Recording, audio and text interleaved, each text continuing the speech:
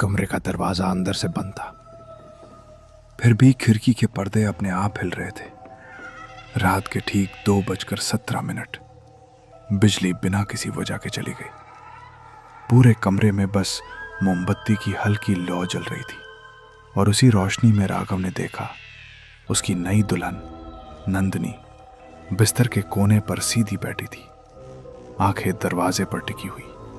उसका चेहरा बिल्कुल सफेद पड़ चुका था, होठ कांप रहे थे जैसे वो किसी को पहचान चुकी हो जो वहां दिख नहीं रहा था। अगले ही पल उसने धीमे लेकिन साफ शब्दों में कहा कि वो उसे लेने आ गया है। राघव के शरीर में जैसे करंट दौड़ गया। कमरे में उनके अलावा कोई नहीं था। दरवाजा अंदर से कुंडी लगा हुआ, खिड़की तीसरी मंजिल पर और बाहर गहरी रात। फिर नंदिनी किसे देख रही थी? मोमबत्ती की लौ अचानक लंबी होकर टेढ़ी जलने लगी। कमरे का तापमान एकदम गिर गया।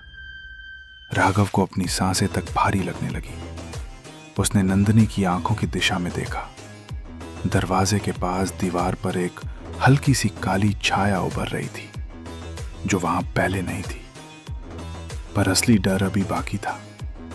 शादी से पहले नंदिनी ने एक बात कभी खुलकर नहीं बताई थी। उसके कॉलेज के दिनों में उसका एक रिश्ता था। लड़का अचानक एक सड़क हादसे में मारा गया था। हादसा अजीब था। बाइक खाली सड़क पर फिसली, लेकिन सीसीटीवी में दिखा कि जैसे किसी ने पीछे से धक्का दिया हो। उस दिन के बाद नंदिनी अक्सर कहती थी कि कोई उसे देख रहा है। शादी तय होने के बाद उसने ये सब भूलने की कोशिश की। राघव को लगा था कि ये सिर्फ पुराने प्यार का सदमा है, लेकिन आज सुहाग रात पर उसकी आंखों में जो डर था वो किसी याद का नहीं, किसी मौजूद चीज का था।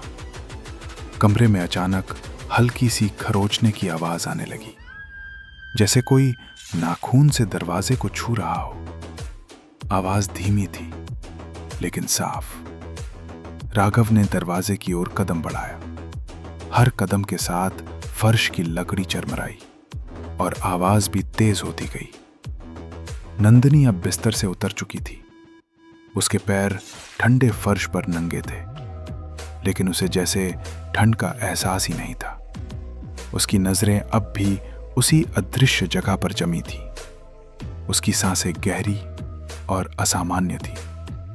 अचानक दरवाजे की कुंडी अपने आप हिली। राघव ने तुरंत पीछे मुड़कर देखा। कुंडी सच में हिल रही थी। बाहर कोई नहीं था, फिर भी जैसे कोई अंदर आने की कोशिश कर रहा हो। उसने हिम्मत करके दरवाजा झटके से खोल दिया। बाहर पूरा कॉरिडोर खाली था।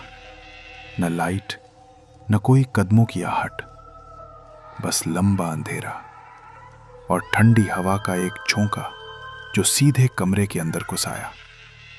जब वो वापस पलटा, नंदिनी वहां नहीं थी। कमरा खाली था, बिस्तर सजा हुआ, मोमबत्ती आधी जली, लेकिन नंदिनी गायब। खिड़की अब भी अंदर से बंद थी। बालकनी का दरवाजा चढ़ा हुआ, बाथरूम खाली। पूरी मंजिल पर सिर्फ वही दो लोग थे और अब सिर्फ राघव। उसने नीचे गार्ड को बुलाया। पूरे घर में तलाश हुई, लेकिन किसी को कुछ नहीं मिला। नंदिनी जैसे हवा में घुल गई हो। 3 दिन बाद पुलिस ने केस को मानसिक अस्थिरता और भाग जाने का शक मानकर बंद कर दिया। कोई सबूत नहीं, कोई गवाह नहीं, लेकिन असली रहस्य 1 हफ्ते बाद सामने आया। राघव ने अपने फोन की गैलरी खोली। सुहाग रात की एक तस्वीर उसने मजाक में ली थी, जिसमें नंदिनी बिस्तर पर बैठी थी। उसने फोटो जूम की।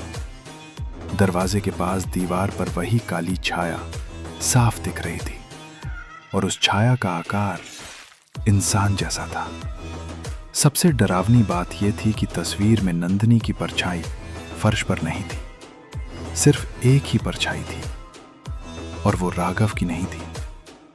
उस रात के बाद राघव ने कभी उस कमरे में कदम नहीं रखा, लेकिन आज भी जब वो उस तस्वीर को देखता है उसे दरवाजे पर खरोचने की वही धीमी आवाज सुनाई देती है।